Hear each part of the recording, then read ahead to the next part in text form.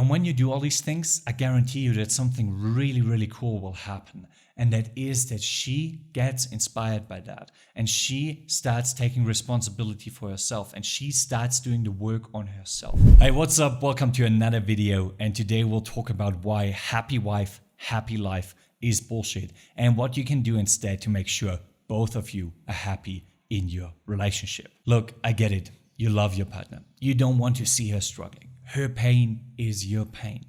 When you see her like crying and sad and upset and everything, you just want to hug her and make it better and fix her problems and get her to smile again and have her be happy again. And stop right here for a second.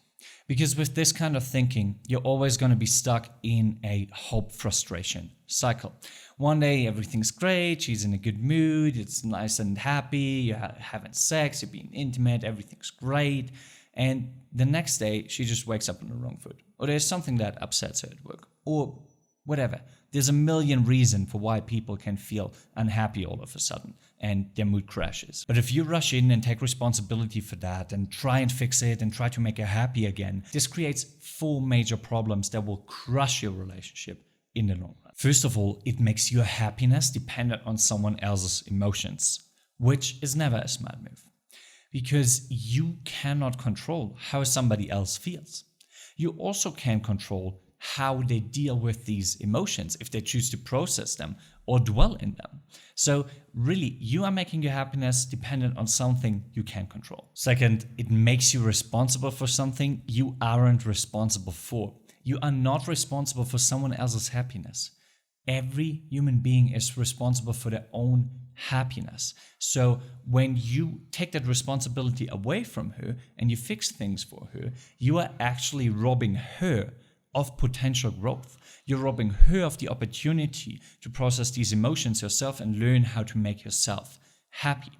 And this is the third problem. This leads to a blame cycle because you can't make somebody else happy. It just doesn't work. They have to do it themselves. Like the external will never be enough to fix or override something that's internal.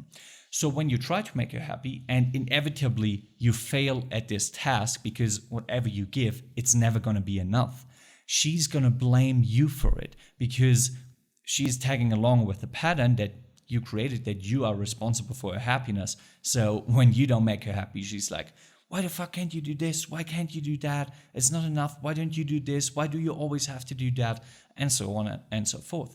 And really, in that case, to be brutally honest, it's your own fault. Last but not least, what it does is it puts you into a needy energy because, again, you're dependent on her to feel a certain way. So all your actions, all your behaviors, all your words will reflect it. You will try to cater to her and be needy for that validation, for that, oh, I've done something right, now you're happy, that's great. And when she feels that, and women are very, very good at feeling that stuff, this absolutely kills her attraction for you. And it kills respect, kills intimacy, kills your connection, kills your polarity, everything. So really, there are a bunch of reasons why happy wife, happy life is bullshit and why you should stop falling for this trap. However, that's not always easy because if you're caught in your patterns, it's really hard to break out of them or even see them in the first place.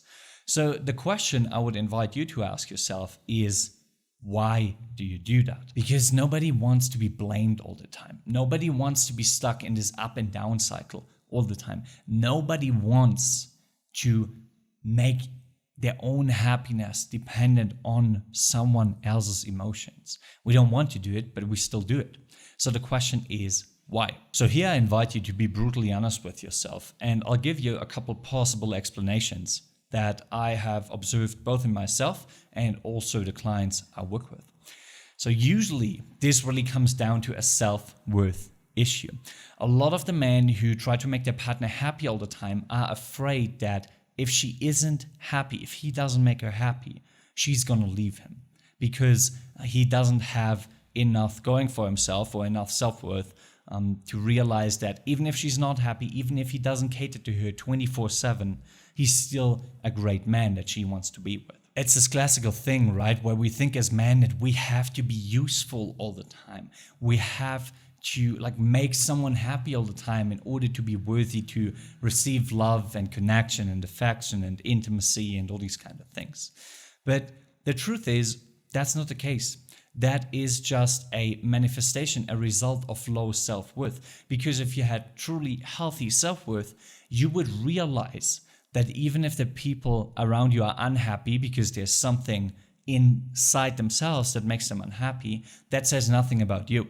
And that is not your problem or your fault in that sense. And that's has nothing to do with your self-worth. Another reason I found pretty often with my clients, and I think I have some of that conditioning too, is that we think that when our partner isn't happy, we are a bad boyfriend or a bad husband, a bad partner, because, well, our partner is unhappy, so clearly that's got something to do with us. And then, of course, there comes a lot of shame with it, because you don't want anyone else to see that your relationship isn't at 100% or your marriage isn't at 100%, because from the outside, what you see of other relationships, they're going great.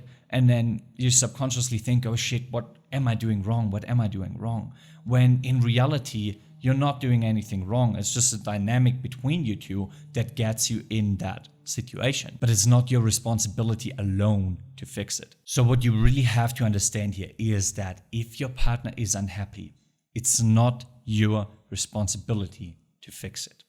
And it has nothing to do with your worth as a man or human being. And instead of putting in so much effort to make her happy all the time and cater to her wishes, I would encourage you to put that energy, these resources, the time, everything into yourself and into working on your own patterns. Because that's always the best thing you can do for your relationship and for your partner, is to work on yourself. And here's a huge paradigm shift that you will experience when you do that. And that is that as soon as you focus on yourself, you look after yourself, you work on yourself, and you make yourself happy, it usually improves the relationship by a ton, and it also helps your partner make themselves happy. That's a feedback I get from clients all the time. They say, man, my relationship has really improved because I'm focusing on myself. It's so weird. I'm like, yeah, that is exactly how it works, but you don't see it as long as you're caught in that cycle, and you have to break out of it and get the first results from that. And then you begin to understand and you begin to see how it actually works. So here are a few things you can do to make that shift today. And it's going to be rapid fire. I'm not going to go into depth because most of them are pretty much self-explanatory.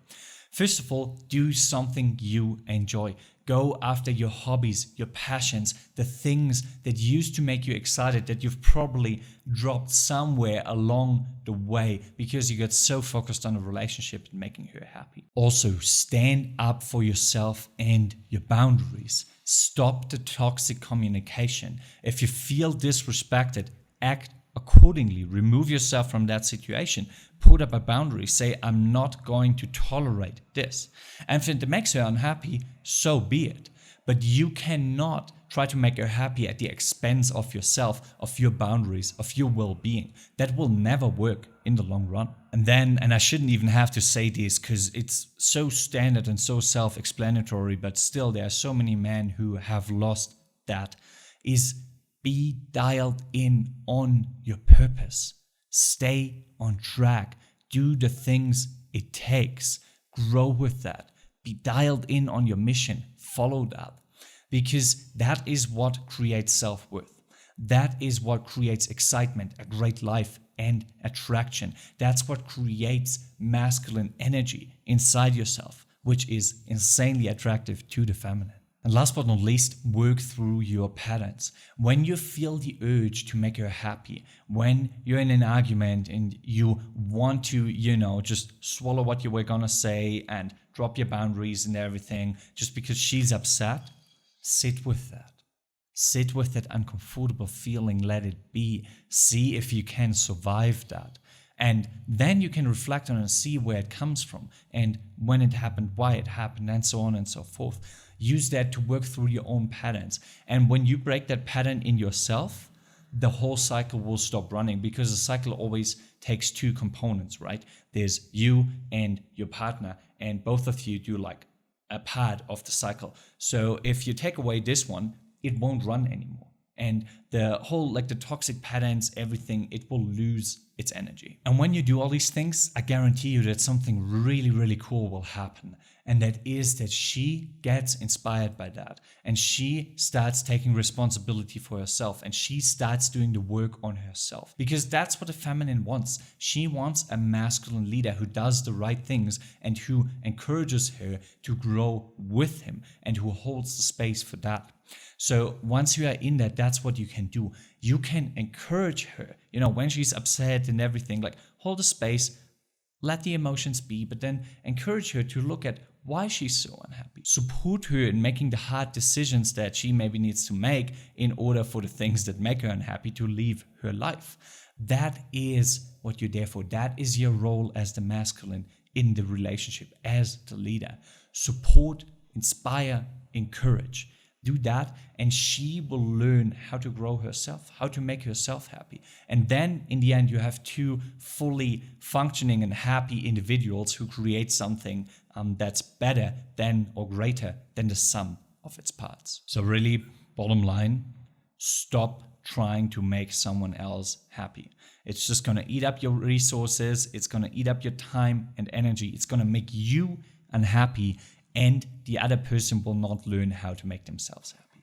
Because true happiness comes from within. And that is something that every human being, whether man or woman, has to find inside themselves. And then you can get together and create really a happy and great relationship, because both of you are the sturdy and complete building blocks that can create that. So if you say, hey, that's all great, I get it, I understand it, but it's really hard to apply it, or something doesn't seem to work because we always fall back into the same old thing, and I would really like to leave this cycle and finally have a happy and great and supportive, intimate relationship, then don't worry. You can apply for my premium one-on-one coaching. We can hop on a quick free call together. I'll take an in-depth look at your specific situation and help you identify the exact steps you need to take to move forward. The link is in the description below. You can simply sign up there. It's going to take about 20 minutes, and I'm really looking forward to seeing you. In any case, if you enjoyed the video, if you got value from it, please hit that like, drop a comment, and consider sharing it with someone who'd benefit from it as well. Let that be your good deed of the day. Thank you so much for watching. I really appreciate it. I'll see you next time. Take care. Bye-bye.